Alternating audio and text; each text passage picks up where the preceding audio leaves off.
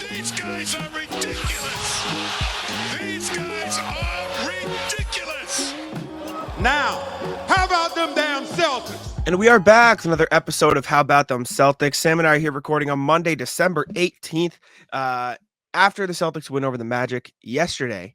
Which afternoon. one? Yeah.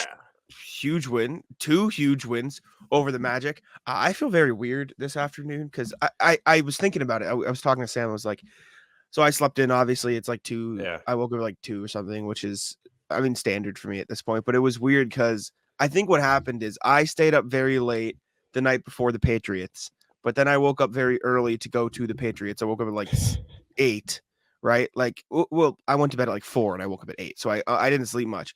And then like I half took a nap when I got home from the Patriots, so it felt like another day. So I think today feels like my hours are thrown off even more than normal. So I felt very weird waking up to do this because it's also like not light out because it's like rainy and gross, so it feels like nighttime still.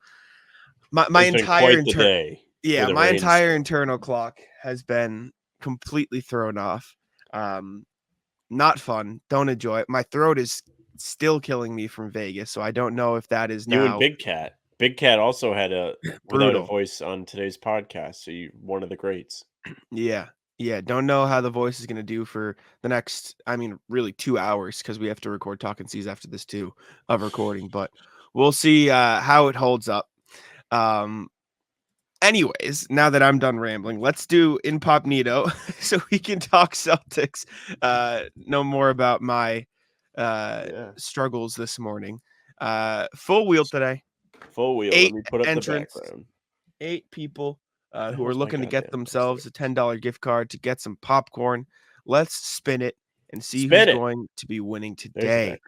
There we go. I've got my bag of dill pickle here, and I got it over the weekend, and you can see it's already like over halfway empty. That's how good it is. Josh. Shout out Josh. Has been entering for a while, so he can finally time. feel vindicated that he has won. It's about time. I will say half the time when I see some of these people win that have commented so many times, I think to myself, like, have they won already? And then I'm like, no, they've just been commenting every time, and they've always been on the wheel. But shout out Josh. Josh is getting himself $10 gift card. Hit him with a guess what, buddy, in the comments. I can find it. We'll get you hooked up with our guy at Inpopnito and get you some popcorn. Don't you worry about it. But let's get into Celtics now, because the Celtics have been in trade talks, kind of. The trade season is upon us. Something weird. So, trade season is upon us in the NBA. December 15th marked the unofficial start to trade season in the league, because a lot of the players who signed deals over the summer are now trade eligible. And the first guy that the Celtics have reportedly checked in on is Isaiah Stewart in Detroit. This comes from James Edwards III of The Athletic. He wrote, contending teams like Boston, OKC, and Dallas have shown a great interest in Stewart. League sources tell The Athletic one challenge in trading for Stewart is he's a poison pill restricted. He signed a 4-year, $60 million extension that will kick in next season. His outgoing and incoming salaries differ for trades.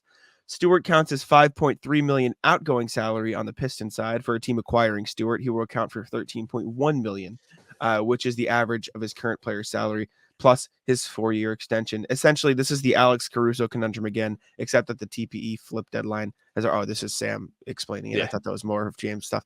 Yeah, it just, the Celtics would have to match $13.1 million, which doesn't seem very likely, considering Correct. They would have to probably trade Al Horford, and unless you think Isaiah Stewart can be the Al Horford replacement, which in theory, I guess if you're really, really high on Isaiah Stewart, maybe you think is possible, but it's not possible. Like, that's not a trade you make. I like Isaiah Stewart. I think he's fine. I don't exactly know how well he's been doing this season. I can't imagine the answer is very good, considering they're like 2-24. He's averaging 10, 7, and 1.5 on 45.5 and 36.7 shooting. It's actually better than I assumed, but it's just like, there's no real way to do it. So like, why is this of note? I guess, I don't know. It's weird. It makes sense that they would check in, because he is a big, and that is maybe an area you might want some extra depth at. He is young. He is only 22 years old, and he is under contract for a long time. So all the points that you look for in a trade candidate are there, but like, the reality of it is, like, there's just no way to match the salary. No, there's not. this is dead, but we have to talk about it because it came out today. Everyone was like, "Hey, how about what if they go do this?" Because James Edwards put it out that they had been interested. Now, I know it was written on Celtics blog, and when it was pitched as a story in the Celtics blog Slack, there was speculation that this is just a repeat report of what he had earlier in the summer. And he has added the other teams to the list that have inquired about Isaiah Stewart. Because remember back around the draft, maybe a little bit before free agency, the Celtics had reportedly had interest in bringing in Stewart. At that time, it made a little bit more sense because the contract would still have been matchable. He could have fit into a much easier trade. It would have been, what, $5.3 million? So that's much easier to match. They didn't have the TP yet, I don't think. But regardless, they could have made the deal much easier. It would have been pick any couple of end of bench guys and you've got yourself a salary match. Now it's much more complicated. Like you said, the money is much larger. It would likely take Al Horford, which isn't any fun. And I mean, Horford has really bought into his role off the bench. We talked about it at length this weekend, but he's been really good at impacting the game without really having to take too many shots. Stewart himself is having an okay statistical season. He's averaging more than he has for his career average. He's down scoring from last year, but he's still playing 30 minutes a game for the Pistons, which is kind of encouraging when you're looking to trade for a guy. A lot of times we talk about trades, we look and we're like, well, that guy's just not even playing. Like, what value is he going to add? It's not like you can't conceive a world where Stewart is somebody that could help the Celtics rotation-wise. Like you said, 45% from the field, 36.7% from three. That effective combined field goal percentage is kind of low for a big guy. 53% effective field goal percentage as a, what? How tall is he? 6'11", 7 feet tall guy? 6'8". He's 6'8", actually shorter. Okay, little shorter. I think the only I agree with you. I'm not saying like it's not. I think the reason is they're not really playing him in a role that necessarily suits him. They're playing him at power forward, right? They're playing him alongside Jalen Duran, alongside James Wiseman. Like they're trying to play him as this 4, when in reality he's kind of like a small ball 5. I don't know what the fuck the Pistons are doing. I think a player like Stewart makes sense for the Celtics because I was thinking about it today when I saw the initial report. I was like, well, I know we're going to talk about this today. Like, who would be an actually great player for the Celtics to target? If you want to bring in another big guy that's not Luke Cornett and keep Luke Cornett around, because Cornett has been pretty solid. Like, you can't really look at his game and what he's done and be like, that guy's a problem. When he's in the game, things go worse for the Celtics. What you could say is when he's in the game and has to guard the perimeter, things don't really go well for the Celtics. So if you bring in a small ball big guy, usually one of the traits that they bring is the ability to move their feet and stay in front of these guards. It's what's made Horford great for years. It was part of the appeal of Rob Williams because he could do that a little bit. He was blocking jump shots on 3-point attempts. It was awesome. Porzingis lacks that a little bit. You've seen the team go to drop coverage a bit this year, so you don't necessarily need the backup to be able to do that because your whole team understands the defensive scheme of drop coverage, and it's worked pretty well this year. But when the guys are a little bit shorter or maybe not as athletic as Cornett really can't extend himself as much as Porzingis, it gets a little easier to pick apart the drop coverage. That Magic loss at Amway Center last month in the in-season tournament was a perfect example of why Cornett can be a liability because they went at him every single time in the second half that they had the opportunity, and the Celtics paid for it. Yeah. Do you have any names, or are you just? Do I have names? Who do you think I am? No, I have like I just created a my player. That's what I did. The answer to your question is that guy doesn't exist for any kind of salary that could fit into the TPE. Do you want the closest names that I could come up with in these? You're going to give seconds? me Metu. No. Okay, Some of these are the only one that I've heard you say in the past. Go ahead. Yeah. So some of these are more 4s that could potentially guard 5s as well, which kind of fits the same mold. No, Dean Wade is a name we heard a lot over the summer. Actually, I don't know how much the Cavs would want to give him up because of their own depth issues, and they started him. the other day. They did start him. The other appeal of Dean Wade is he makes 5.7 this year, and then he's also under contract for 2 more years for $6+ million. So that is tradable salary if you'd like to be more active. Other guy is Magic player Chuma Okeke, who hasn't really played for them, but he is 6'6". He's a bigger body that you can put on the wing, but he's very similar to Lamar Stevens at that point, so you don't really know why they would want, or the Celtics want to do that. It's a bit weird, but Jared Vanderbilt's not really playing for the Lakers right now. He's like playing 15 minutes a game. He's only played in 5 games. I know he was hurt for a while, so he was hurt. Like that's a bit weird. You wonder if they'd want, like, I'm not saying you should trade Peyton Pritchard for Jared Vanderbilt, but if they were really convinced they needed that small ball 5 more than Peyton Pritchard, which I don't think is true, you could see a world where the Lakers might want the shooting more than Jared Vanderbilt, and the Celtics might want the vice versa. So that is something, and he is under contract for a while. That's matching salary. Not really the switchable one, but a big, if you're one of the people really convinced they need a better big, Nick Richards in Charlotte, making $5 million this year and then $5 million the next 2 years too. So another guy who's getting tradable salary and fits into the TP. Jalen McDaniels in Toronto, 6'9".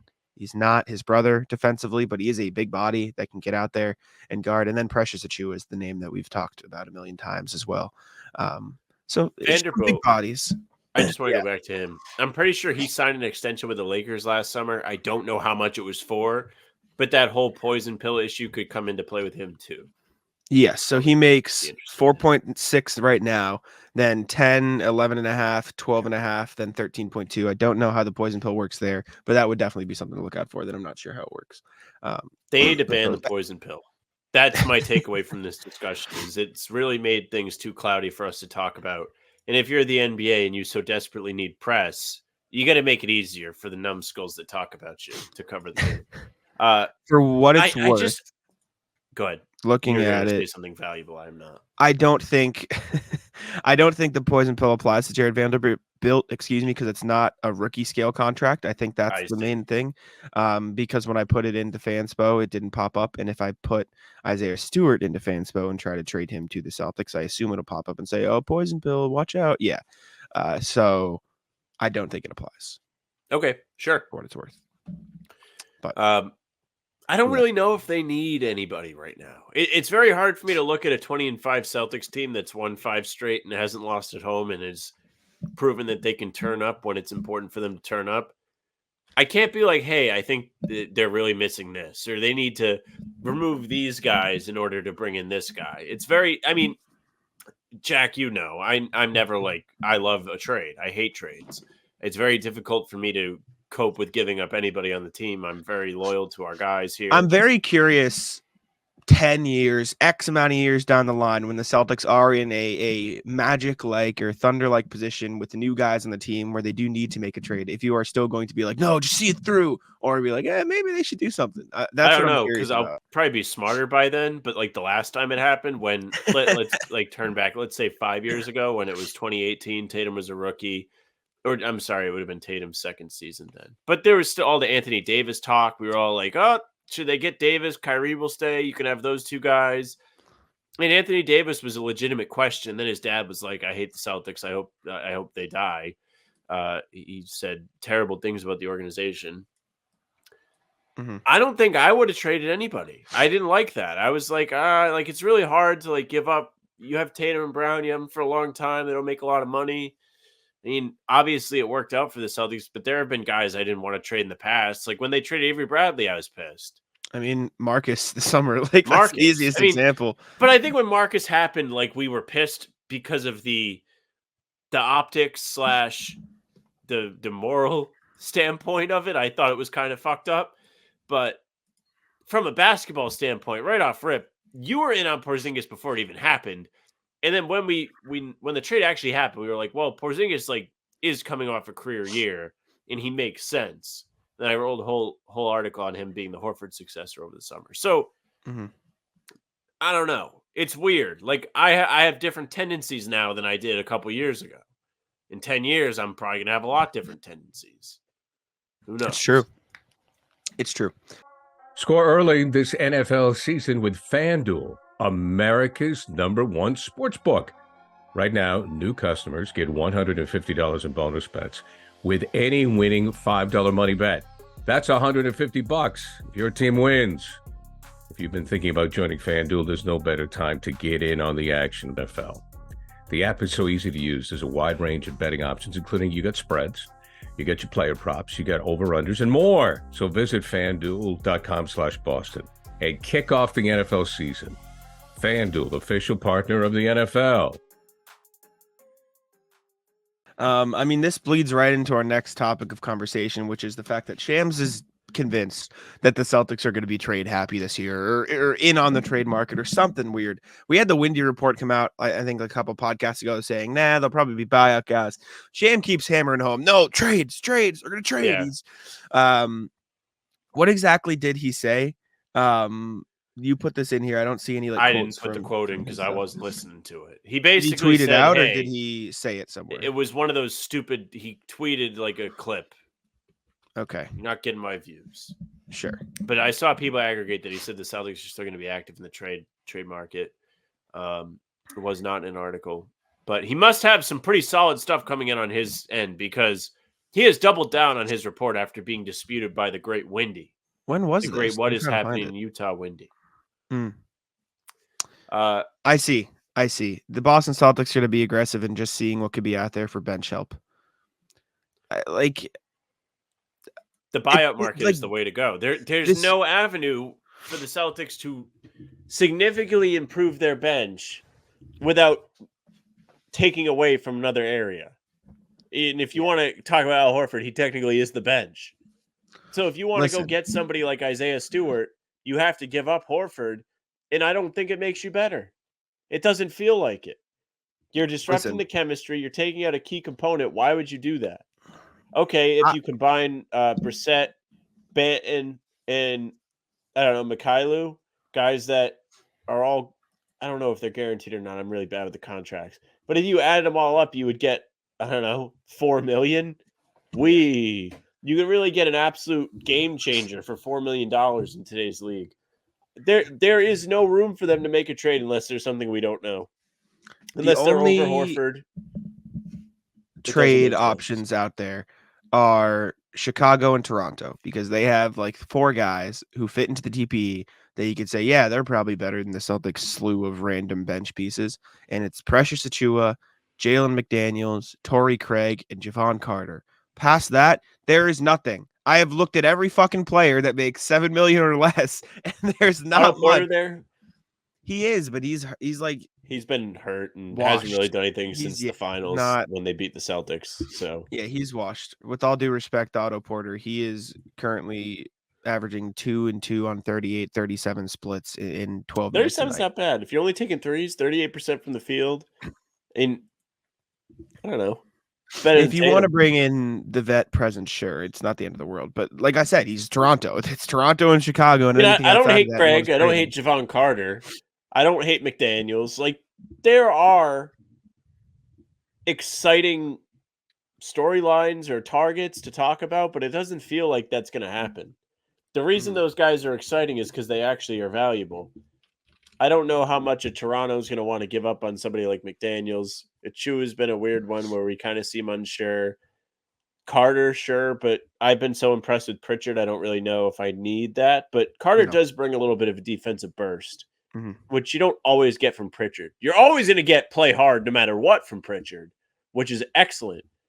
But sometimes he just doesn't have the strength and size to defend, which sucks. And as for Craig, he's been a 3-and-D guy for years. Sure. But the Celtics have a bunch of them. They're not playing them because Sam Hauser's out playing all of them. Well, they have a bunch of defensive guys. They don't really have the 3, I suppose, on the bench. Well, they're supposed to be. There's a big difference between supposed to be. 1,000%, 100% from 3. He was for a while. He's not anymore. Not even close. He's probably like, what, 35, 38%? I don't know how many he's taking. He made 2. Yeah, I know he missed like a bunch in the other game. He's 33. He's shooting 33. 33, yeah. Not great. There's just nothing out there. There's just making a trade for the Celtics is impossible because all they have is the TPE unless they trade Horford, and I can't imagine a world where they trade Horford. And even if they wanted to trade Pritchard, even if they're like, you know what, Pritchard makes a little bit of money, let's trade him. He's poison pilled, so it makes it harder for other teams to take him. right? And even if they could take him in, and the Celtics literally traded everything, they were like, you know what, we like our top 6, but we want a 7th guy, or excuse me, we like our top 8 or 7 with Sam Hauser. We want an 8th guy, and we'll trade everybody else. It doesn't matter. We'll trade everybody else on the roster to match the salary, and then they can waive him, and it's fine, whatever. Even Jordan Walsh can be in there, just for the sake of me ranting right now. That'd get them up to 4, 6.5, 8 point, something, 12, 13. It'd get them to 13. They could just barely trade for Isaiah Stewart. If they combined Peyton Pritchard, Luke Cornett, O'Shea Brissett, Svi Mykhailiuk, Delano Banton, and Jordan Walsh, they could get to Isaiah Stewart. That is the only way without trading Al Horford or Sam Hauser. Yeah, it's not happening. It's just not going to happen. So get ready to talk about buyouts. That's what's going to be next, and that's what all you fans should be looking for, because has there been anybody that Jack has brought up that is a potential trade target that's actually excited you? I mean, those names he mentioned today aren't bad to us because we're kind of in it, but from somebody just on the outside looking in, you're like, I don't care. Torrey Craig's my favorite out of everything. Otto Porter's fine too, but like Torrey Craig's a guy who has been on winning teams. He's been to the finals. He shoots the ball pretty well. He's a big body, 6'7", strong, can defend bigger guys. He's basically like O'Shea Brissett and Lamar Stevens if they could shoot threes. And he's a veteran. He's the only guy that like comes to mind that I'm like, yeah, that wouldn't be terrible. And I think he's on a multi-year deal as well, which would make him a trade piece moving forward. Yeah, he's 2.5 this year, 2.8 next year, which is small, but it is, you know what I'm saying? He is under contract for an extra season, so it's not like a complete rental. He's the only guy that comes to mind that I'm like, yeah, do it. Why not?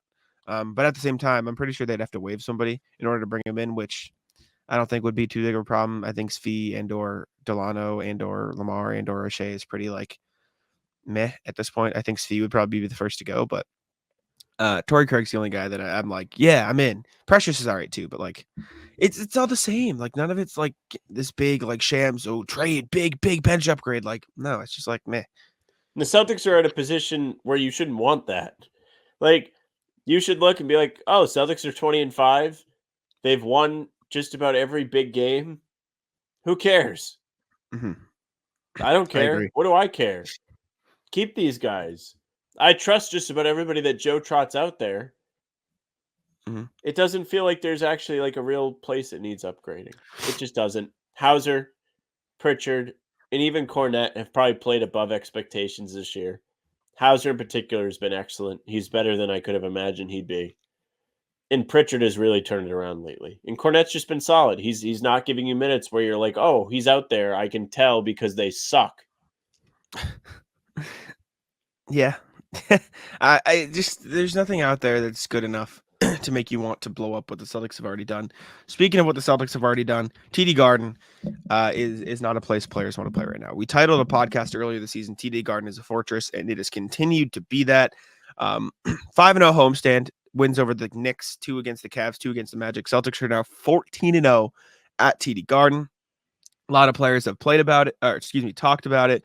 JB said success is earned every day. That means every shoot around, film session, every time we're together, we need to be aware of what's going on. Missoula said that's more important. You got to think 2 years. We go to the NBA Finals without home court advantage. Last year we don't go.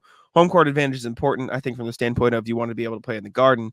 But we want to be defined by at the end of the day, you might not be able to control that, but we have to just be able to play regardless of the circumstances. I think we want to be defined by that. Derek White says they don't really talk about it. He said they had the best fans in the league. Then he walked out of the room.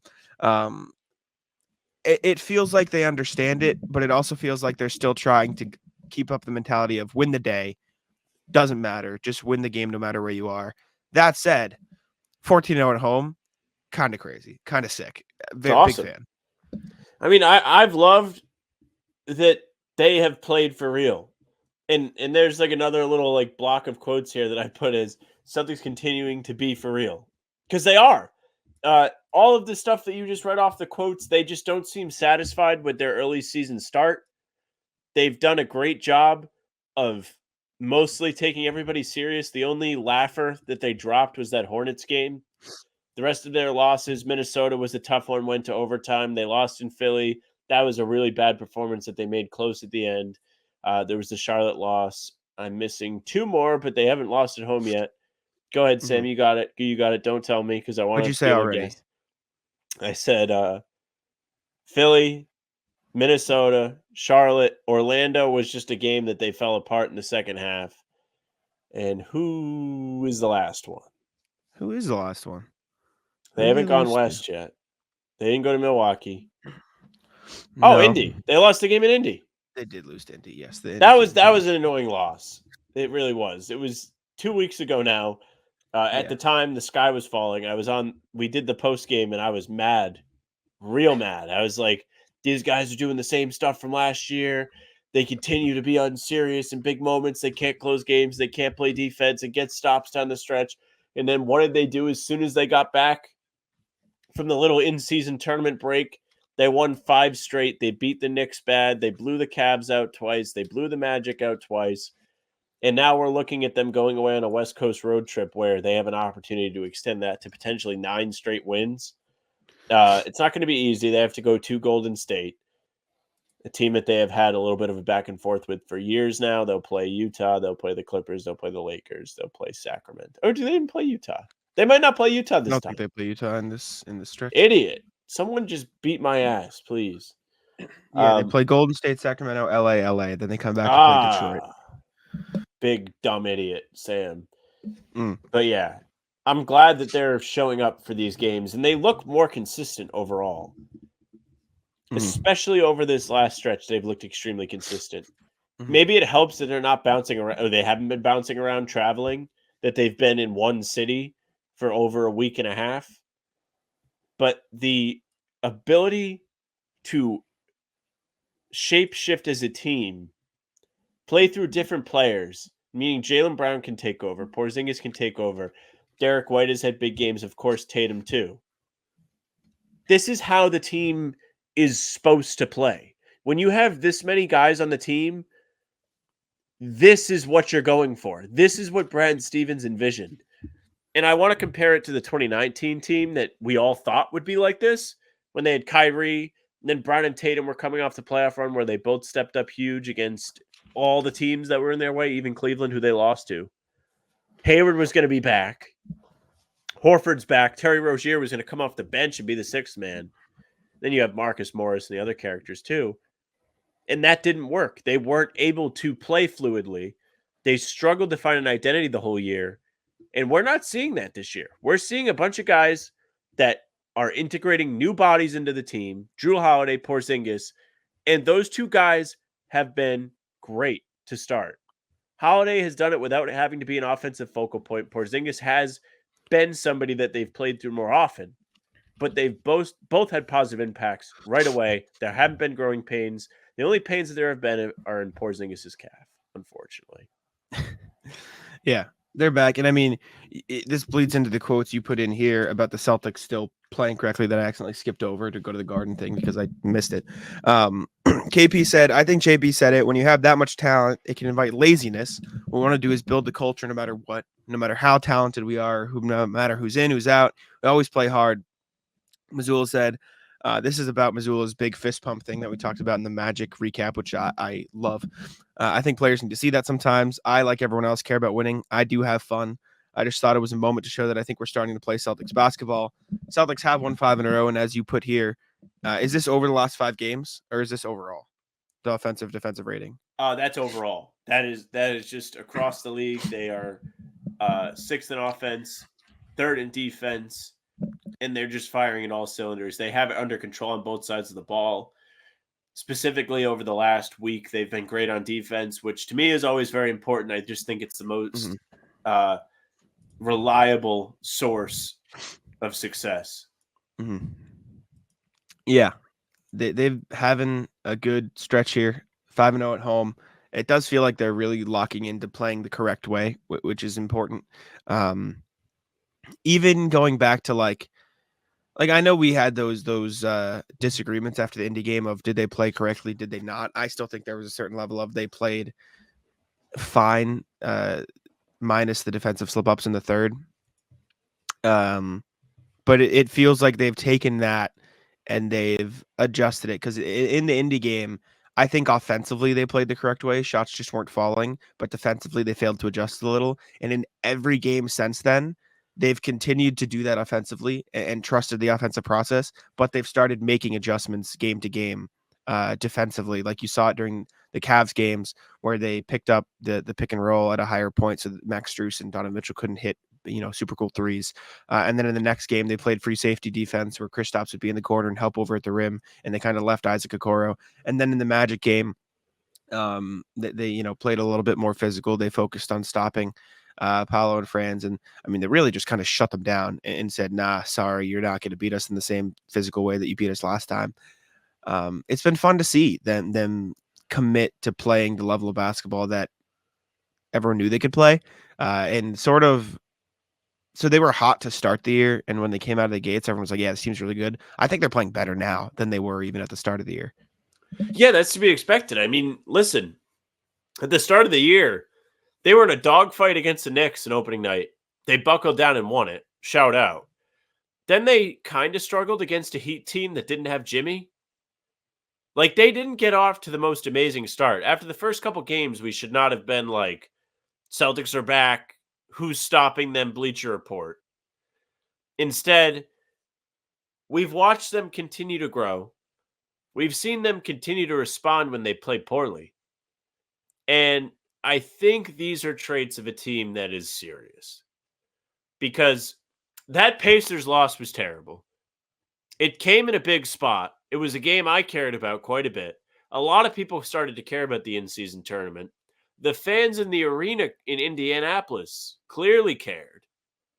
And the Celtics withered away down the stretch. I didn't like it. I was discouraged. But the encouraging part is now they've won 5 straight. And they look to be playing their best ball of the whole year. They just beat an Orlando Magic team that had ripped off, a 9-10 game winning streak at some point this season. They beat them on Friday without any of their regular rotation bigs playing. Lamar Stevens started at center, and the Celtics won, and they won in a blowout.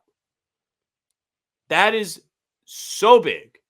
And also, at other times this season when Porzingis has been out, you've been like, damn, they look like they missed Porzingis. That didn't happen. So I'm just continuing to get more confident about this team.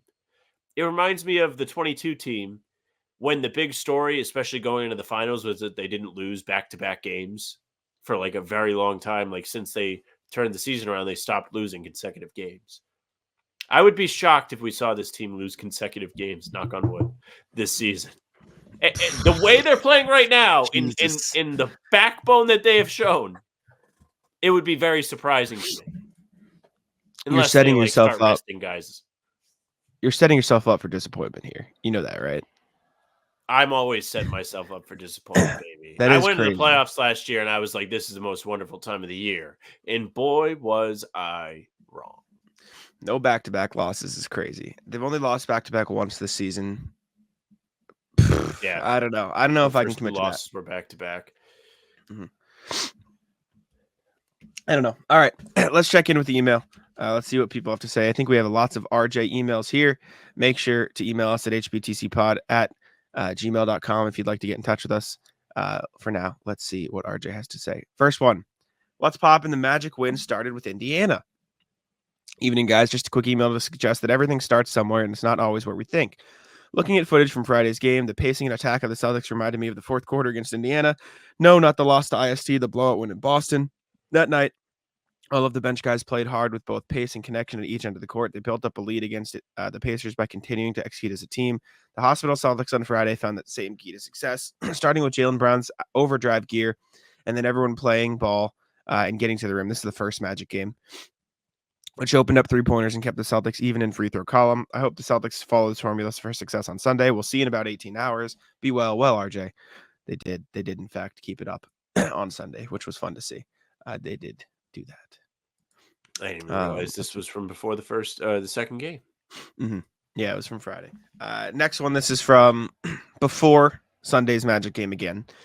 What's popping? Can you run laps for running your mouth? Morning, gents. It is still here on the rainy West Coast. Saw the headlines on Boston.com with the quote from O'Shea Brissett about how the Celtics bench is, quote, better than a lot of teams' first unit. I did see this. I did forget about it, but I did see this. And I get that he's confident in the new bus boys, which is great, but let the unit surprise people, Brissy, or let them remain overconfident that they can kick your butt while you go out there and take their lunch money.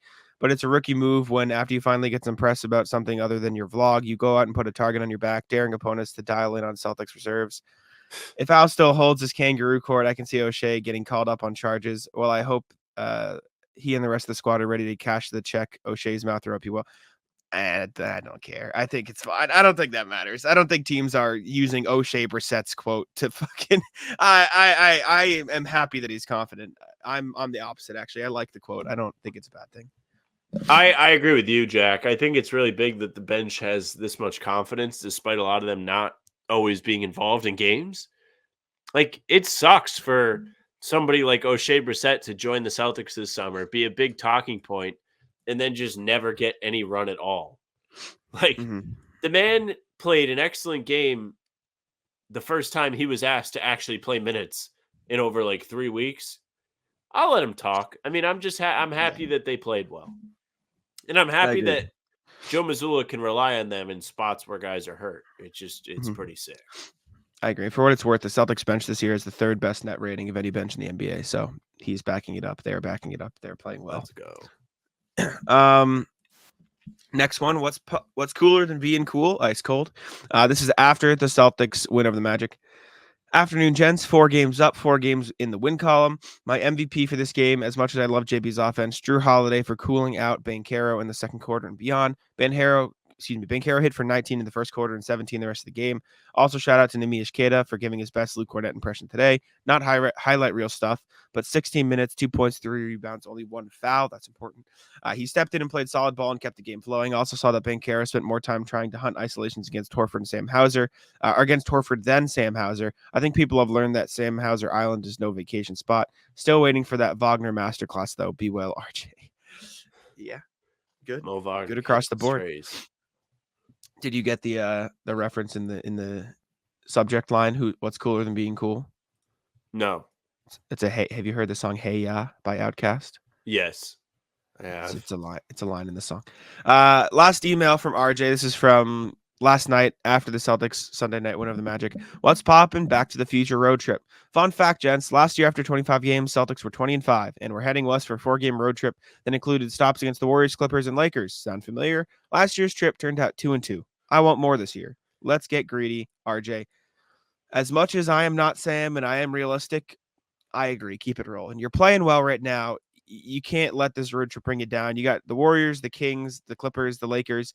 I'm not expecting a sweep. I never expect a sweep on long trips. I didn't expect a sweep at home, and it was a nice surprise when they did it. Because you're an idiot. That's why. No, because I'm not. If you parlayed all 4 games, you could be rich, but you would never do that because you have no spine. No, and because I'm not a fucking you can't bet moron. games that far in advance, but you should win at least 3 of these games. You definitely beat the Lakers at Christmas. You can't lose to them on Christmas. The only game you can't lose to the Clippers are hot right now, so maybe that's it. They beat up on the Kings in the past. I think the Clippers and the Warriors games the only maybe they lose games, but these are 4 winnable games. Win. That's what. Last year, this road trip was awful. RJ's right. I want to say the Kings weren't a part of it, and it was Phoenix. It was a 5-game road trip, and Phoenix was also involved, which could be. No, I think you're right. Because they beat the piss out of Phoenix, and we were all like, "Watch out!" And then, it turned out not to be true. They lost real bad to Golden State. They looked lost, and it kind of showed us that they weren't ready yet, or they had like a little bit of flashbacks to the finals when they sucked. But the reason I'm going back to this is because last year's game at Crypto.com against the Lakers was my least favorite game ever. Because it was awful. The Celtics had a big lead. They blew the lead. They said, please, no, we don't want to win. Then the Lakers blew a lead, and they said, please, no, we don't want to win. And then we had to watch 2 overtimes, and I had to work the next day, and the game ended at like 2:30. It was terrible. Yeah. I mean, my 2 cents analysis. Shocker. Sam expects Celtics to be perfect 100% of the time, which it works for the show, but it's unrealistic, which is why I will never predict a sweep. Although they're playing well enough where they can do it, so do it. Why not? That's where I'm at. All right, let's go to the NBA. Let's check in with the NBA standings. Sam, have the Pistons won a game yet? Fill me in. No, they haven't. It's really sad, but like in fairness to them, the schedule has not been in their favor. They had the misfortune of playing Philadelphia and Milwaukee back to back. The two teams are both big time front runners. Like nobody loves a win against a bad team quite like the Sixers do. But the problem is they lost by like an average of they actually literally lost both games by 32 points. Look at this. So they're not even close to winning. Look at this. How sad is this ESPN schedule page? Look at the L's. It's My sad. God. Like if I was a Pistons fan, I don't know what I would do. I would probably be rooting for the firings of a lot of people. But I'm not really sure who's completely to blame for this because they've done everything they're supposed to do draft-wise. Like they had the number one pick. They picked Cade. He's been okay. He was hurt last year. He's putting up like loser star guy stats where he's doing – yeah, his like percentages are kind of low. He's not all that efficient. I think his assist to turnover might be pretty good, but besides that, like there's nothing to be super excited about.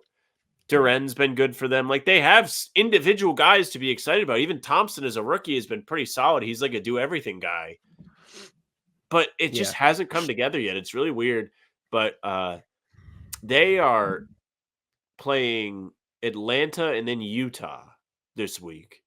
Now I don't know who's after that, but the Celtics will host them in 10 days.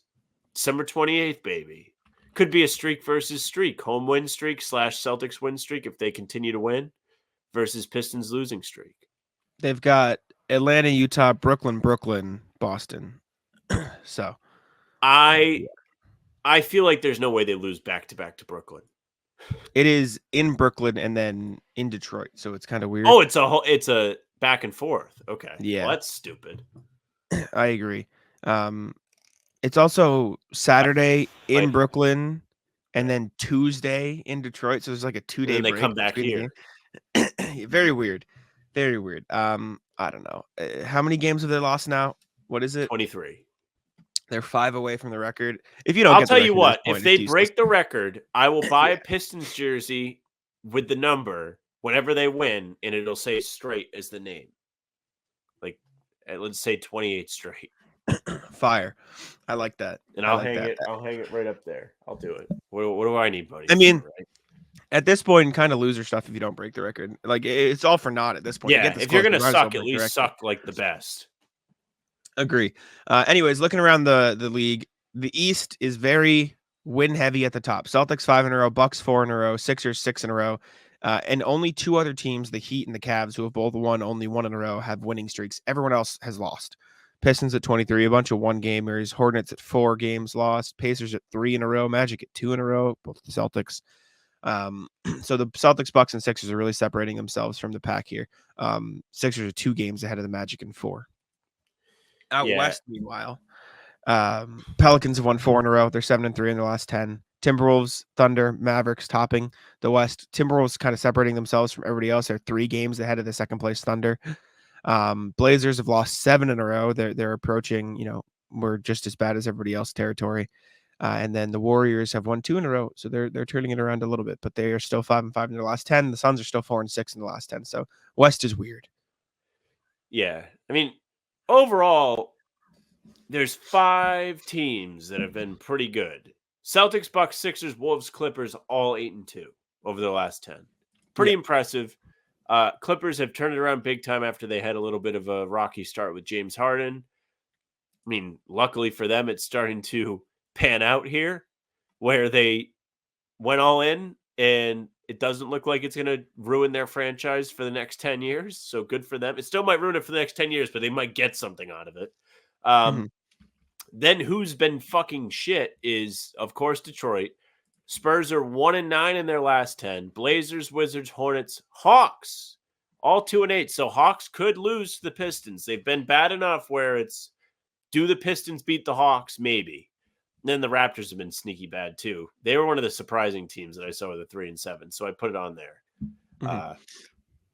If Atlanta loses to the Pistons, that would be bad.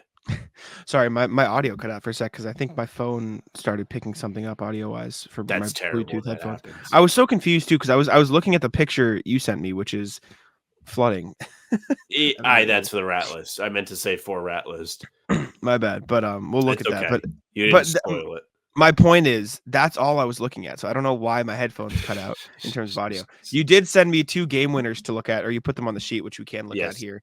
I This put is the the link in. Heat's. So Miami downed Chicago with a Jimmy winner, and then OKC beat Denver over the weekend. It's always cool when you get a buzzer beater, unless it's against your team.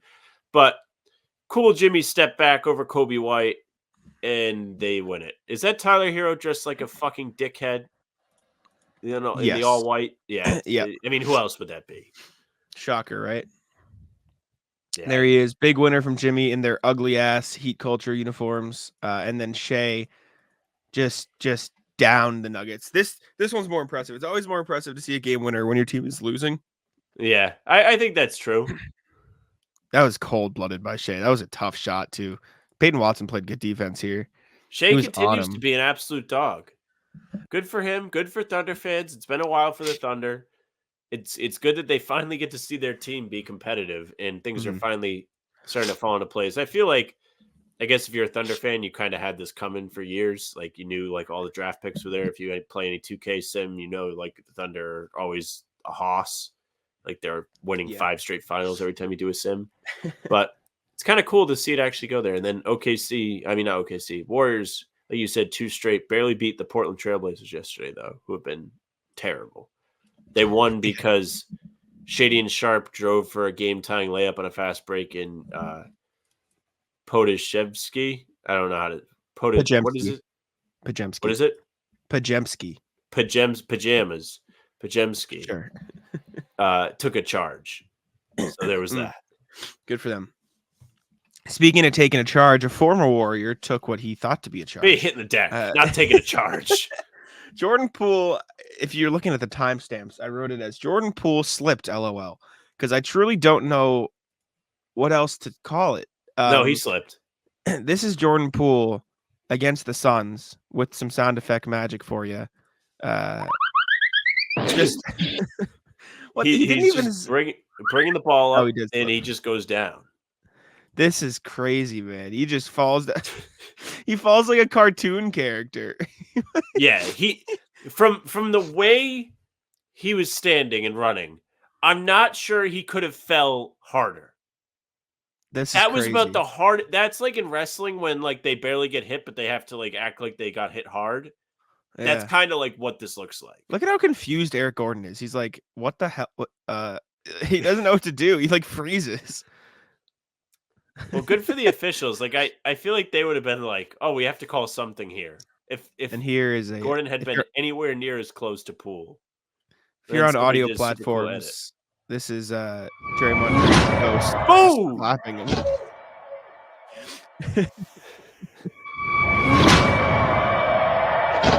It's Draymond Green's ghost punching Jordan Poole and then falling down. Yeah, I don't know. The Wizards are a franchise.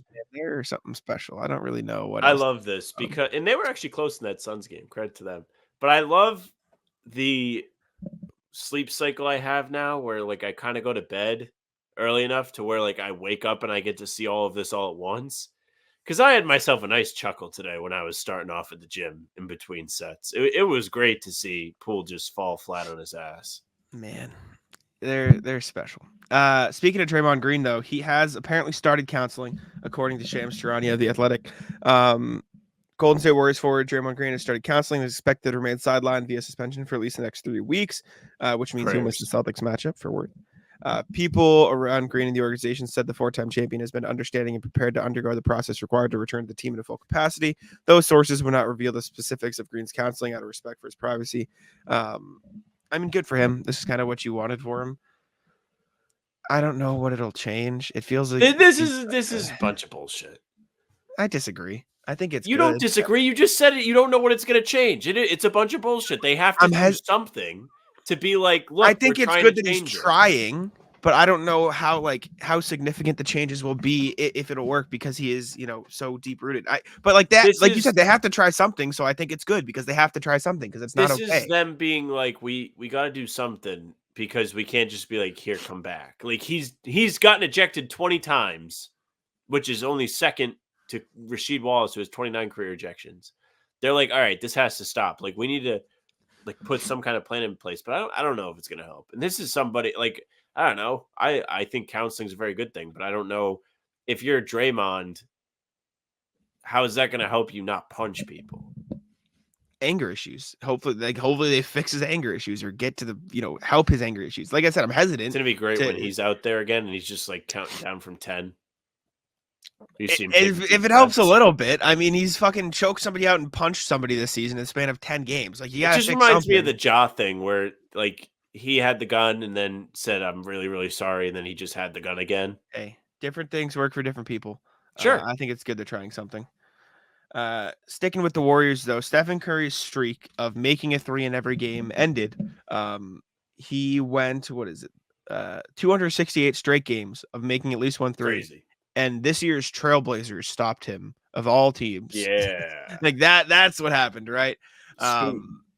Crazy.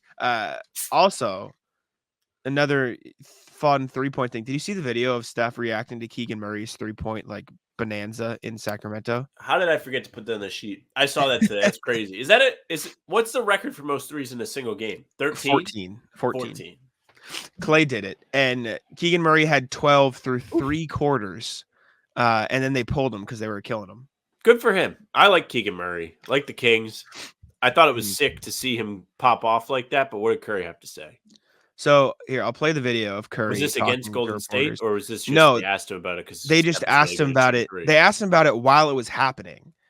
So their game, the Warriors game, wrapped as Keegan Murray was doing it, and I'll play the clip here. Hopefully, you guys can hear it all right through the podcast. I'll shut up. So up in Sacramento tonight, Keegan Murray started 12 of 13 from 3. You've hit what? Yeah, in the first 3 quarters. You've hit 13 in the game before. It's still going on. He got hit with it. Clay hypothetically had 18 in Chicago if he would have stayed in the game. And is it still going on? Well, just how He's difficult. still at, this is dope. He's still at 12? I think so. Pull it up, Anthony. Come on. Yes. How would you just describe that record, just in terms of its difficulty to achieve? You and Clay have both been up there. I mean, when the team knows you're hot, they're gonna start to shade your way, take your looks away. You gotta sustain that over the course of a game. 12 or 13 is nuts. He's 12 for 14 right now. He's getting them up. How much time's left? Stay tuned. No, but it's we'll see. If I was watching the Celtics play and somebody shot 12-13 from 3, I'd probably whip my remote across the room. He started 12 of 13, then he missed the 2 attempts he got in the fourth quarter, so he didn't break any records. But I just thought it was funny that Steph was 3-point shooting this week, though, because you had the Brunson 9 of 9 game, then you had Murray do that. Mm-hmm. I feel like in the past we haven't seen high efficiency 3-point outbursts. Usually it's by a lot of volume. That's all they practice now. Or do you know how to look up off the top of your head how many threes it took Clay to get the 14? Or did he how many? Yeah, Clay made 14 threes for the record, but how many shots did he take from 3 that game? He was 14 of. Ooh, where is the answer here? I know he did it against the Bulls. Here's the game. They won 149-24. Jesus Christ. Big win. He finished the night 14 of 24. Yeah, see, that's still high efficiency. It's over 50%. Hats off. But it's not 12 of 13 good or 9 of 9. This is a different breed we're seeing this week of guys just on heaters. Mm-hmm. I wonder how many I wonder if he missed some at the end of the game, though. I wonder. Maybe he did. He also didn't play in the fourth quarter, which is crazy. Isn't it crazy? Guys will have record nights and then they just end up leading their team to a blowout, so they don't get to really, really stat. Let me rephrase. He didn't play for the last 16 minutes of the game, and he shot that well. That's fucking crazy. It took him all 24 to get the 14 makes because he ended on a make for what it's worth. So there's that. In other news, Lauri Markkanen trade value has been discussed because recently on the pod we've talked about how I think it was Jake Fisher, friend of the show, who said he might not be untouchable anymore. Kevin O'Connor, quote, "What's the line for an acceptable offer for Lauri Markkanen?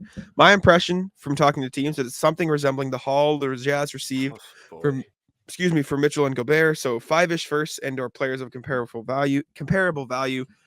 That ain't happening. That's just not Imagine gonna if happen. you like see the progression of Woj bombs that leads to you receiving that information. So there's the first one that's like the Jazz are sending Lauri Markkanen to, I don't know, let's just say Oklahoma City. And you're like, cool, we got Lauri Markkanen.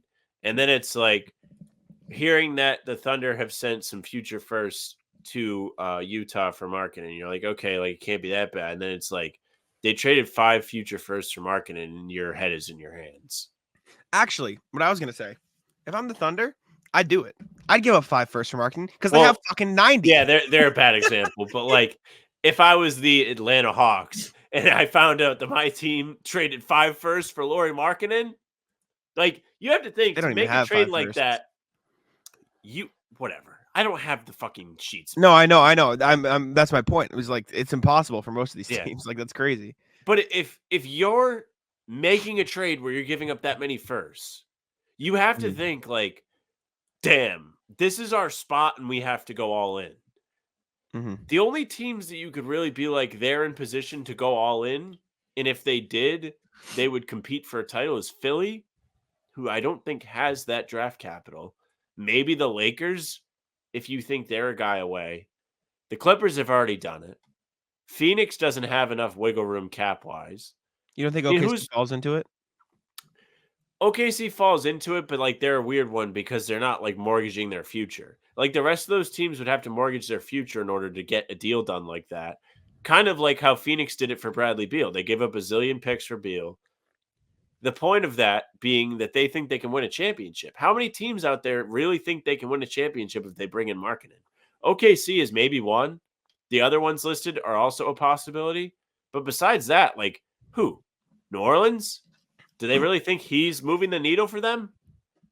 Minnesota? So, very briefly, I'm cooking an OKC Lauri trade up, and I'm like done in 2 seconds. I can do it while I'm talking.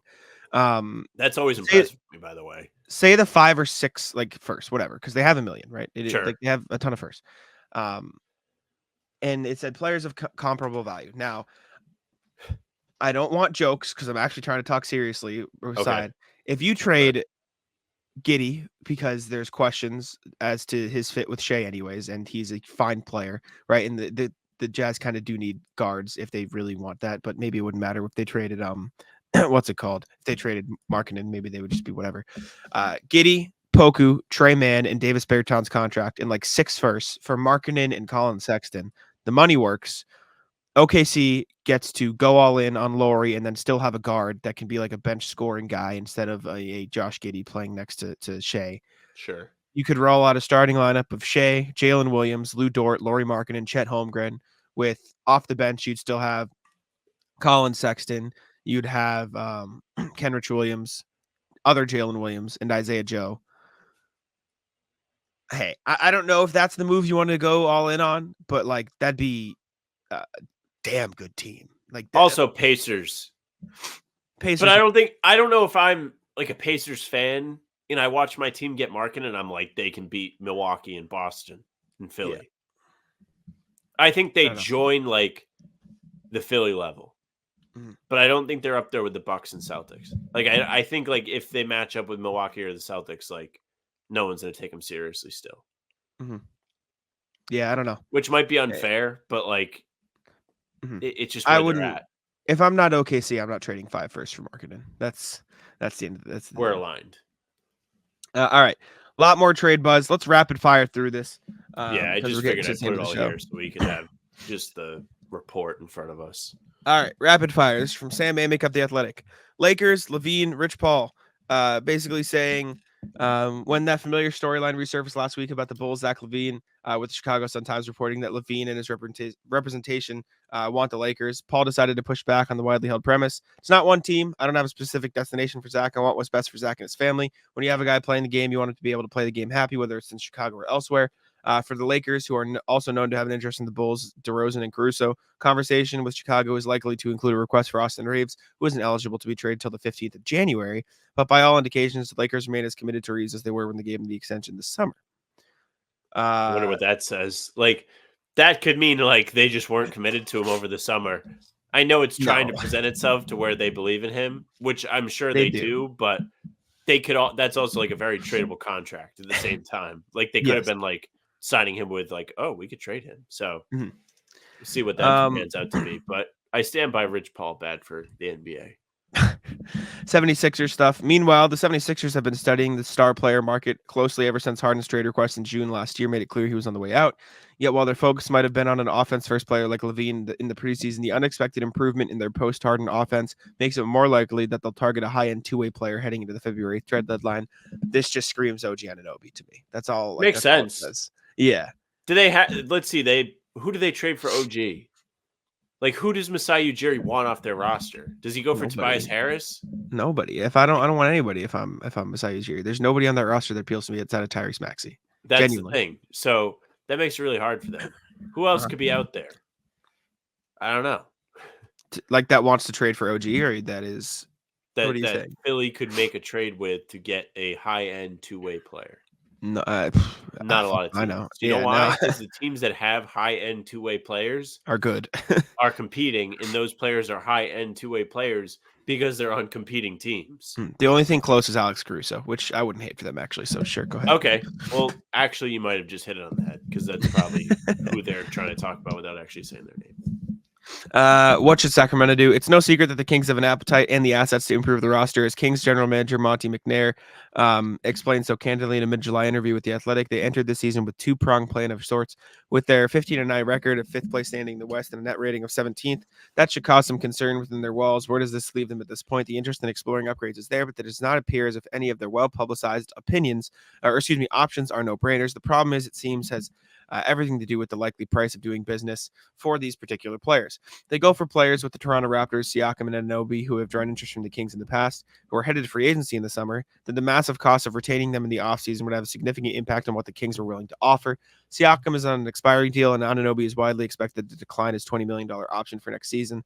Those two particular prospects appear unlikely at the moment, but they will still have a long way to go for the market to evolve. Anunoby, more specifically, does not appear to be significant interest to the Kings. Sucks. There you go. Last thing, Markkanen doesn't want to be traded. Lauri Markkanen doesn't want to go anywhere. Let's get that part clear to start. After talking with the 26-year-old All-Star forward on Saturday morning, not long before his Jazz got blasted by the Kings in a loss in Sacramento, quote, "I just want to emphasize that I really believe in what we're building here with the Jazz." He doesn't want to go anywhere. I don't know what's happening. It feels like he wants to be there. Some reports out of Utah, beat reporters say that he's, they don't want to get rid of him. It just sounds like they're not completely saying he's untouchable now, which is fair enough, I suppose. But I don't know. There you go. Well, you got to go five first. So good luck. There's all the trade buzz. Now we can go into the rat list here. Do you want to start? I'll start. How many things you got? Not much. Just a couple things. Okay. So first and foremost, rat list. The lady at the gym. So I was at the gym today. I feel like I have a problem with like 35% of the people that go to my gym, which is kind of high for like the general public to like be like, yeah, I hate like this amount of people. But I feel like every time I go in there, I'm like at least minorly annoyed with somebody. Today it was this lady. So I'm on my final exercise. I could not be more excited because every time I finish up at the gym, I go get coffee and my breakfast. And it's like a ritual. So I get very like, okay, here we go. Now I'm on my last exercise. I'm in the space where there's a lot of people, and that's fine. It's public gym, whatever. The woman next to me is having a loud conversation on her phone. I almost put the rat list as AirPods because I'm pretty sure I did not look, but I'm pretty sure she was just using AirPods to like have the conversation. And she wasn't having this conversation the whole time. I was about halfway through my second set, and I hear hello. And then I hear her start talking loudly. Now, here are some facts that I know about this woman's person she was talking on the phone with. Whoever it was lost their backpack, has recently started a relationship, and sounded like they may have been late for whatever they were going to. So my guess is it was her son. But who am I to eavesdrop, right? It's very rude to eavesdrop, and you don't always want to be doing that. But it is very tough when you have noise-canceling headphones on and you can still hear all of the details of this woman's loud phone conversation. So that is my first rat list of the day. If you're at the gym, they do have signs that say phone conversations to the lobby only. Nobody wants to hear you talk about the missing backpack. I'm sorry. Agree. My first rat list will be the child in the Red Robin bathroom, because I don't know. So I was going, we went to Red Robin for the Patriots game yesterday. I go into the bathroom at Red Robin. I'm like, all right, I'll pee. Then we'll go to the stadium. It's probably less packed here. Wrong. Line at the Red Robin bathroom. Annoying. Go in there. I'm waiting, whatever. It's like 5 minutes in. I'm like, do I just go and see if the bathroom at the place is bigger and more open, whatever? Kid and his dad come in. Kid almost gets smacked by the door, which was funny. But then as everyone is trying to use the bathroom and get through the line, the kid is just like, doesn't shut up. Like, he's one of those kids that's just talking. And I'm sitting there like, I just leave. I'm like, I just don't want it. Like, I'm annoyed that I'm waiting for the bathroom. The kid's not going to shut up. And he's like, not like just like talking. He's like, oh, look at that guy. He's like describing things in the bathroom. Like, it's rude. Kid, like, and the dad is like, yeah, I know. Like, the dad, like, with all due respect, the dad is trying to be like, shut the fuck up. But I was just like, I need to get out of here. There is 2 stalls and 1 urinal, which, by the way, terrible ratio of bathroom, Well, think of it like this. It could have been much worse. There could have been 3 urinals to go along with the stalls, and you could have been peeing next to the child, and then he just starts describing your penis. It's true. Look at this guy's penis. Would have been worse. Yeah. But yeah, I was annoyed. That's not what you want as a kid talking about your penis. It's the worst thing ever. I got to the Gillette Stadium and the bathroom was open, so it's fine. But that was like an annoying start to the morning. I do have like a point to make about children in public places later, but I will say a sporting event does not apply to this point, so I'm going to save it. Rat list is there was a storm today, if you didn't know. We talked about it a bit at the beginning of the show. When there is a storm like the one today, there is oftentimes flooding. Now, near me, there is significant flooding. Yes, you can pull up the picture. And when there is significant flooding, there are times where you get idiots trying to make their way through the flooding without getting with their car. Now, as you can see on your screen here, this man did not fare so well. Now, I sent a picture. I didn't send this picture, but I sent a picture of the car to my girlfriend. She was like, that's terrifying. And I was like, well, it's kind of terrifying, but like also Darwinism. Like, he drove through a flooded area and like thought to himself, oh, this won't be a problem. Sometimes you just kind of deserve like the situation you get yourself into. Like, no sympathy here. I wonder if the car's still there though, because this was taken like a while after I took my picture. So there was a significant amount of time while this person was stuck. Brutal scenes. I mean, that's peak, like, you get what you get, brother. Like, hey, game's the game. Rat list, court, I suppose. Rat list court. I know your answer. I know what your answer is going to be, and I know where I stand. Oh, okay. Rat list court. I think you meant rat list. Like, no. Well, rat list is jury duty. I do have jury duty in March that I've had to put off. But so Taylor Swift was at the Pats game. Whatever. We know I like Taylor Swift. I like her music. I'm not. Was she cheered or booed when she was put up there? Mix of both. There were a decent amount of Chiefs fans at the game, so like it was a mix. Yeah. So game's going along, whatever. They show her once. It's not like she's like obsessively on the Jumbotron. They showed her once in like the second quarter, and that was as you would with a celebrity. Yeah. They put her on, and they put her on for like an awkwardly long period of time. So you just see her mouth like, what am I supposed to do? Like, what do you want me to say here? But I like Taylor Swift. I thought it was fine. It was cool. I posted a picture of it. It was whatever. Henry and I are like standing up, so like it's like the equivalent of the loge section, but there's like a standing room area above it. So we're standing Yeah. there waiting for my uncle Danny and cousin Joe, who are getting food. We're waiting. Uncle Dan, the goat. Different Uncle Dan. Different Uncle Dan. My Yeah, bad. this is Uncle Danny. That is Uncle Well, he's Dan. not the There's a goat. difference. Sorry. He's still the goat. No, he's still the goat. He's still great. They're both good. Shout out. We are waiting, and Travis Kelce drops the ball, and a man yells, "Taylor Swift's a bitch, anyways." Which rude. Shouldn't say that. Like, it's kind of just like, why? At the same time, this man is almost certainly drunk, and he's at a Patriots game. You expect some of that sort of behavior, right? Like, both can be true, correct? If there was any place for the behavior, Sure. it would be at a football game. Any place to expect it, that's the place, shit-faced. right? It's not a nice thing to say. She has nothing to do with it. I understand both of that, but you expect some level of idiocy at the game. Mhm. So those are the thoughts that go through my head. These same thoughts went through a woman next to me's head. Difference is, she decided to act on the thoughts.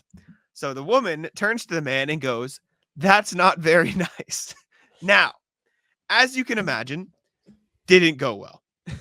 The man goes, "I don't fucking care. She's a bitch." As you would expect him to do, because that, like, duh. And she goes, "Well, that's just not very," like, then they just start going at it back and forth, back and forth. Obviously, as any logical human should understand, this just prompts him to do it more. Yeah. Because he's drunk. Good for him. She keeps getting mad. She's complaining to her friends. Again, yes, it's rude. Yes, it's an unnecessary thing to say. But two, you're not helping the situation here by trying to be this moral police, because it's just going to make them want to do it more. It was just like the most brain dead interaction between two parties I've ever seen. I was like, what are we doing here? Why do you care this much about a woman you've never met? I understand it's rude. I agree that it's rude, and I agree that it's unnecessary. It is rude. But he's clearly drunk, and it doesn't matter at all. Like, she's never going to hear this. She's never going to give a shit about this random person, and he's drunk, and he's just off his ass at a game. Again, it makes it an acceptable thing to do, but you saying stop is only going to make him do it more. Like, right. It's just like, what are we doing? So, if you want to do a court ruling on this, I think the guy, I don't know if you should really call like women bitches, like, yes, like in I general, agree. like in a Yes. general way. I don't know if you should do it. I do think it's like whatever. Like when it's a celebrity, like I kind of care a little less. It's like when I talked about Zion and like him having to deal with being called fat. It's like, you're famous, deal with it. But I think the moral police are some of the worst people on the planet. Truly. I don't like it for the most part. There are times where it is necessary. This is not one of them. And also, she should have known that it wasn't going to end well. Because, like you said, the man was not going to stop. So she made it worse for everybody involved. Yeah, I don't know. They both suck. I don't know. You don't really need the football game is not the place to be the moral police. It just isn't. Yeah, I agree. All right. You have what? 2 more ratless things? I think I'm done. So if you want to You're close here, done? you can wrap. Yeah. Okay, Jack. So are you familiar with I guess we can call it girlfriend activities? Of course. So there are things, and I put apple picking in this category. There are things that we all do, and we can also call it family activities, that I don't think anybody would ever do on their own. Like, I don't think anybody is just showing up to the apple orchard on their own to pick some apples. It just doesn't happen.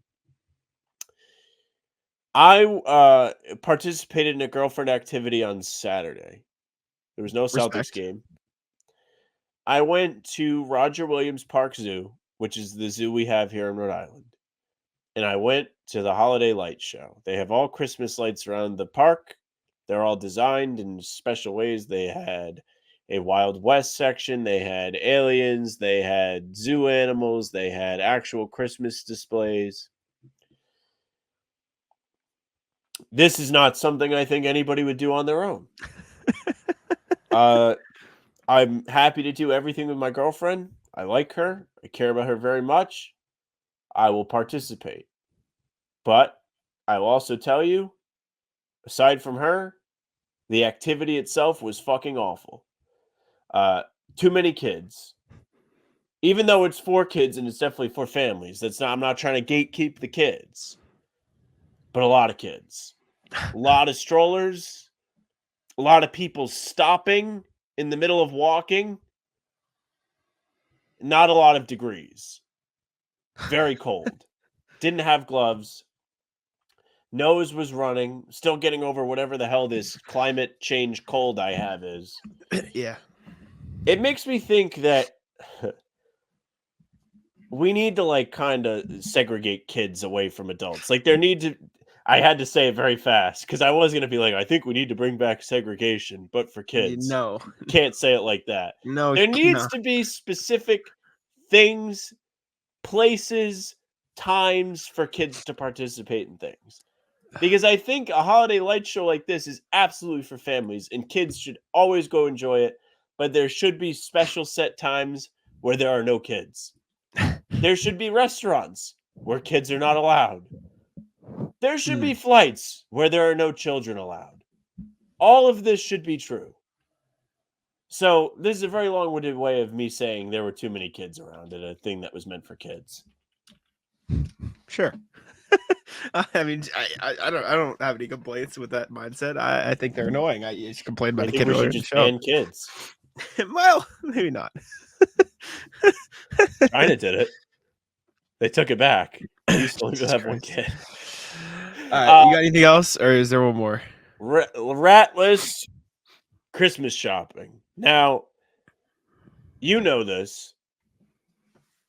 I kind of hate Christmas. I Christmas. I think it's a big sham. I think we all spend a lot of money on people and gifts for people that might not necessarily want the gifts that they're getting. Sure.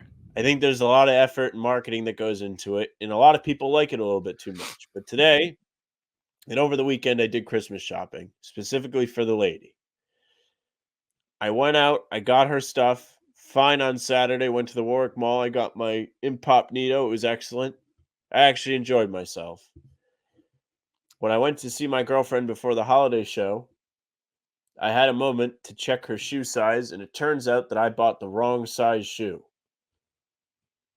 So today, I returned to Foot Locker, and I said, hey, do you have these shoes in a different size, in a size 9? For those that like feet, you're welcome. In a size 9. They said no. They said Providence Place, the Champs Sports, has 2 pairs. They give me a Foot Locker gift card, which has been confirmed to work at Champs Sports. The manager was nice enough. He called for me to confirm that I could use the gift card there. So I drive to Providence. Of course, there was the storm today. Risked my life to go get some shoes. I arrive at Providence Place. I go to the Champs. I look at the wall of shoes. I do not see the pair of sneakers I'm looking for. Somebody finally asks me if they can help me. And I say, hey, do you have these shoes? And I show them my receipt from Foot Locker so they know the exact thing I'm looking for. I was like, they said that you guys should have these here. He sounded very unsure and went back and looked. Turns out that they did not, in fact, have the shoes that I was looking for. Tough. But then I realized there's a Foot Locker on the top floor of the Providence Place Mall, so I make my way up there. And I see the shoes on the wall. I'm like, hey, do you guys have these shoes in a size 9? And she says, no, sorry, we only have them in size 8. She says, Champ Sports downstairs might have them. It says they have 2 pairs of size 9. I said, I already asked them. So I go back to the wall in the Foot Locker. You can see the toll it's taken on me. And I start to look at other options because I've given up hope. And I finally decided on another pair of shoes. I'm like, hey, do you guys have these in 9s? And they say, no, we have 9.5. I say, whatever. I give up. I go back downstairs. Now, when I parked my car in the Providence Place Mall, if you've never been there, they have a big-ass parking garage. They have all these different entrances. My entrance had a Champs Sports outlet. It's different than the Champs Sports that I went in. So I go in there. I'm like, all right, let me see what's in here. I start to peruse through, and I find a couple different pairs of shoes I like. And I'm like, okay, I can get her these 2 pairs of shoes. They're still nice. They're cheaper because this is an outlet. and I could spend the same amount of money. So I was like, okay, I'm going to do this, but let me double check the men's section of the clearance because I just want to see. I want to see if they had anything that I couldn't get in women's. As I'm doing this, the fire alarm goes off. So we have to evacuate the mall. And I thought it was like a drill at first. Were we in Vegas? Oh, we were in the airport. They had the alarm go off. Remember? Yeah, I didn't like it. Yeah, not a fan. Yeah. So I was like, oh, like this won't be anything. But no, they evacuate us out of the store. I've called it quits. I drive home. And then, of course, I hit traffic. So ratless Christmas shopping because that was an unnecessary 4 hours of my life that I wasted getting dicked around by sneaker stores only to come out empty-handed. That is it for me. Yeah, it doesn't sound like you had a fun experience there. For a guy who already doesn't like Christmas, that sounds quite the I got a lot of like, wow, I might be right today. Reinforcement from the public. Was that today? That was this morning? That was literally like Brutal. when I texted you and you didn't see it. I had just gotten home from this charade. Damn. But it's okay. When I got home, I saw the guy stuck in the water, and I was like, okay, I feel a little better. Tough. All right. Anyways, thank you all for tuning in. We appreciate you guys for listening. Make sure to subscribe to How About Them Celtics. Leave us a review on Apple if you wouldn't mind. And Spotify. I'd like Someone was like, what do you guys not care about Spotify? So yes, we Well, care. you can't leave reviews on Spotify. You can leave a rating That's on Spotify. what I figured, but I figured I would make you explain it. Yeah, we please leave us a rating on Spotify, 5 stars. Follow the show on Spotify. But only reviews are on Apple. So thank you all for tuning in. Subscribe to the channel. I'll let Sam take it out. Yeah, thank you very much for listening or watching. If you're watching, you're on YouTube, so make sure you subscribe to the channel. The How About Them Celtics channel, you can hit the notification bell so you don't miss any of our daily uploads, whether it's these full-length pods, Talking C's, which will be up at some point here soon, or it's already up. The game recaps, which go to audio platforms as well as YouTube. Trade rumors and film breakdowns. We do all of it. We have a lot of fun. And we put videos up every single day, so you don't want to miss any of it. Also, before every game, we're live a half hour for a pregame stream. That's here and on the Facebook page, which is also just How About Them Celtics. You can find us on Spotify and Apple, like Jack said. Follow us there. You'll get the game recaps and full-length pods right to your inbox, the audio versions, if I could speak. If you want to get in touch with us via email, hbtcpod@gmail.com. We have a lot of you that reach out. RJ is the king. He's always sending us emails. We get one after every single game. Last step, we had a ton of emails from everybody, so we appreciate that. Don't hesitate. We love to hear your thoughts. You can find us on socials at How About Them C's. That's Twitter, Instagram, and TikTok. Again, Facebook is just the name of the pod. Our pregame streams are live there as well as YouTube. You can follow Jack at JackSimoneNBA on Twitter. You can follow me at SamLaFranceNBA. That's it for us. Bye.